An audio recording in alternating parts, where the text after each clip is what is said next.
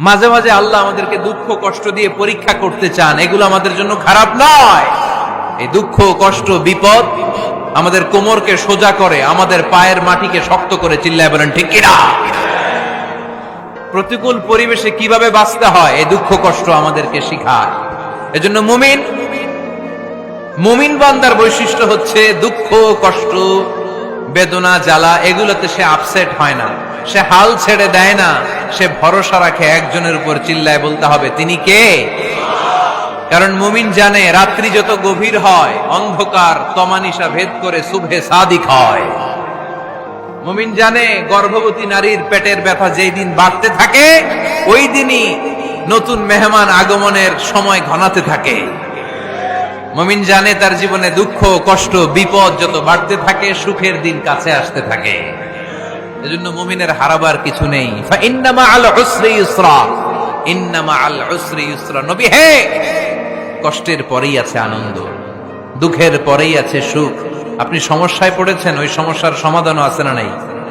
এই পৃথিবীতে এমন কোন সমস্যা আছে যেটা সমাধান নাই? কথা বলেন। সমস্যা তৈরি করেছে কে? আবার সমাধানও দিয়েছে কে? আল্লাহ doesn't create a lock without its key. আল্লাহ কখনো চাবি না বানাইয়া ওইটার তালা বানায় নাই। কথা কন। তালাও যেহেতু আছে ওই তালার চাবিও বানিয়েছে কে? মা আনজালাল্লাহু দাআন ইল্লা আনজালাল্লাহু লাহু শিফা। আল্লাহ দুনিয়ায় এমন কোন রোগ পাঠায় নাই যেই রোগের ঔষধ বানায় নাই, এমন কোন রোগ নাজিল করে নাই যেই রোগের কোন চিকিৎসা বানায় নাই, হয়তো সেটা আবিষ্কার হয় নাই। অনেকে ক্যান্সারের কথা বলতে পারেন যে হুজুর ক্যান্সার এমন রোগ, এই ক্যান্সার তার নাই কোনো অ্যান্সার, কিন্তু বিজ্ঞানীরা বলতেছে এটারও অ্যান্সার আবিষ্কৃত হচ্ছে। সুবহানাল্লাহ কইবেন না? কিছু কিছু ক্ষেত্রে হয়েও গিয়েছে। এজন্য দুঃখের পরেই আছে সুখ, কষ্টের পরেই আছে আনন্দ। এই দুনিয়াটাই এরকম, কষ্টের পরই আনন্দ। দেখবেন তারাবির নামাজ 20 রাকাত পড়তে কষ্ট লাগে না? কোমরে ব্যথা, হাঁটুতে ব্যথা, কিন্তু 20টা রাকাত যখন শেষ করে মসজিদ থেকে বের হই একটা আনন্দ আছে না নাই? কষ্ট করে পরীক্ষার জন্য প্রিপারেশন নিলেন আপনি কয়েক মাস, কিন্তু ফলাফল যখন ভালো হয় তখন একটা আনন্দ আছে না নাই? সারাদিন রোজা রাখলেন রমজানে, কি কষ্ট, তৃষ্ণায় গলা ফেটে যায়, কিন্তু ইফতারির সময় যখন রুহাবজা শরবতটা খাই কেমন লাগে? একটা আনন্দ আছে না নাই? এজন্য আল্লাহ বললেন فَإِنَّ مَعَ الْعُسْرِ يُسْرًا إِنَّ مَعَ الْعُسْرِ يُسْرًا। ও নবী, কষ্টের দিন মক্কায় অল্প কিছু দিন, মদিনাতে আনন্দের দিন অপেক্ষা করছে। আমাদের জীবনে যদি দুঃখ কষ্ট আসে আমরা ধৈর্য ধরবো, তাওয়াক্কুল করবো একজনের উপর, তিনি কে? কারণ আমরা বিশ্বাস করি কষ্টের দিন এটা চিরকালের জন্য নয়, সামনে আনন্দের দিন আমাদের জন্য সেট করে রেখেছে কে? বিপদে পড়লে ডাকবো কারে? আমাদের অসুস্থতাকে সুস্থতায় পরিণত করে দিতে পারে কে? চাকরির জন্য পাগল পারা, চাকরি নাই, চাকরির ব্যবস্থা করে দিতে পারে কে? বিদেশে যেতে মনে চায়, পাসপোর্ট দিয়ে রেখেছি, ভিসা নাই, ভিসা লাগায় দিতে পারে কে? কিন্তু আমরা দুঃখ কষ্ট বেদনা কিছু একটা হইলেই সবার আগে আল্লাহরে শেয়ার করার আগে ফেসবুকে শেয়ার মেরে দিই। আছে না নাই? আপনাদের ফেসবুকে অ্যাকাউন্ট আছে নাকি? কার কার আছে দেখি?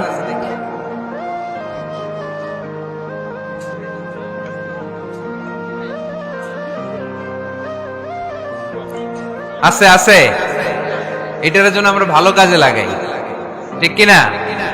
আপনি চাইলেই এমন ভাবে ফেসবুক ফ্রেন্ড লিস্ট করতে পারেন যারা ভালো ভালো জিনিস শেয়ার করে, যারা মোটিভেশনাল জিনিস শেয়ার করে, ইসলামের পক্ষে কথা বলে। আপনার এক একটা শেয়ারে অনেকের জীবন বেঁচে যেতে পারে, ঠিক কিনা? একজন মুমূর্ষ রোগীকে বাঁচাতে রক্তের প্রয়োজন, রক্তের গ্রুপ এ পজিটিভ। যারা রক্ত দান করতে আগ্রহী তারা এই নাম্বারে যোগাযোগ করুন। ফেসবুকে মাঝে মাঝে এরকম নিউজ আসে না নাই? আপনি just you put down in share, শেয়ারের মধ্যে একটা পুট করে দিলেন, একটু শেয়ার মেরে দিলেন, ছড়িয়ে পড়লো হাজার হাজার ফেসবুক ফ্রেন্ডদের কাছে।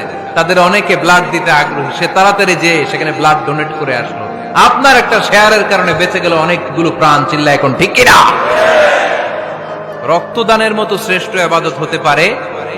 আমরা মনে করি শুধু জিকিরি ইবাদত, আমরা মনে করি শুধু নামাজি ইবাদত। রক্তদান, এক ব্যাগ রক্ত থেকে অনেক মানুষকে বাঁচানো যায়। এর মধ্যে আছে হিমোগ্লোবিন, এর মধ্যে আছে প্লাটিলেট, আছে প্লাজমা। রক্তে একটা উপাদান আছে প্লাজমা। নাম শুনছেন? আগুনে পোড়া রোগীকে বাঁচাতে এই প্লাজমা লাগে। হসপিটালের বার্ন ইউনিটে যেয়ে দেখবেন মানুষ কিভাবে চিল্লায়। নুসরাত নামে একটা মেয়ে মারা গেল না, এক বদমাইশের কবলে পড়ে মারা গেল না? তাকে আগুন জ্বালিয়ে দেয়া হয়েছিল তার গায়ে, তার প্লাজমা গুলো জ্বলে গিয়েছিল।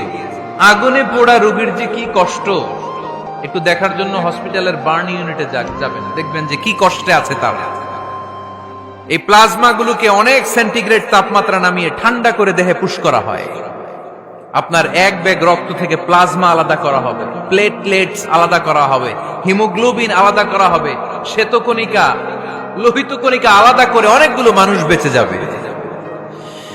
এজন্য ফেসবুক থাকাটা দোষের কিছু না, তবে ভালো কাজে আমরা ব্যবহার করব, ঠিক কিনা? আপনার ফেসবুক শেয়ারিং আপনার জান্নাতি বানাতে পারে, আর আপনার ফেসবুক শেয়ারিং আপনার জাহান্নামের লাকড়ি বানাতে পারে। চিল্লায় বলেন ঠিক কিনা? So the decision is yours. সিদ্ধান্ত আপনাকে নিতে হবে, আপনি কিভাবে করবেন। যে কোনো বিপদে ওয়া ইলা রাব্বিকা ফারগাব, কোন দিকে মনোনিবেশ না করে কার দিকে মনোনিবেশ করব? যে কোনো বিপদ আপদ ফেসবুকে শেয়ার করার আগে শেয়ার করব কার কাছে? আমাদের যার যা লাগে আল্লাহ সবও যদি দিয়ে দেয়, আল্লাহর ধনভাণ্ডারের 1 ইঞ্চিও কমবে? হাদিসে কুদসিতে আল্লাহ বললেন, লাউ আন্না আউওয়ালাকুম ওয়া আখিরাকুম ওয়া ইনসাকুম ওয়া জিন্নাকুম, পৃথিবীর সব জিন, পৃথিবীর সব মানুষ বিশাল মরুভূমিতে দাঁড়িয়ে যদি আমার কাছে চাইতে শুরু করে, আল্লাহ এটা দাও, ওটা দাও, ওটা দাও, আমি আল্লাহ তোমাদের সব চাহিদাও যদি মিটিয়ে দেই, আমি আল্লাহর ধনভাণ্ডারের 1 ইঞ্চিও কমবে না। এজন্য চাইবো কার কাছে? বিপদে আপদে ভরসা করব কার কাছে? আর অবসরগুলোকে কাজে লাগানোর দরকার আছে না নাই? স্বাবলম্বী হওয়ার চেষ্টা করার দরকার আছে না নাই? ফা ইন্নামা আল উসরি ইউসরা, ইন্নামা আল উসরি ইউসরা। নবী হে, কষ্টের পরেই আছে সুখ, দুঃখের পরেই আছে আনন্দ। সব সময় মানুষের সময় একরকম কাটে না। এজন্য আমরা তাওয়াক্কুল করতে চাই একজনের উপর, তিনি কে? বিশ্বনবী বলেন, লিকুল্লি নবিয়্যিন দাওয়া মুস্তাজাবা। এই দুনিয়াতে সব নবীদের একটা করে মুস্তাজাবুদ দাওয়া আছে। আল্লাহ বলেছে, ও নবী, একটা করে স্পেশাল দোয়া করার সুযোগ পাবা, দোয়াটা করা মাত্রই কবুল করে নেব।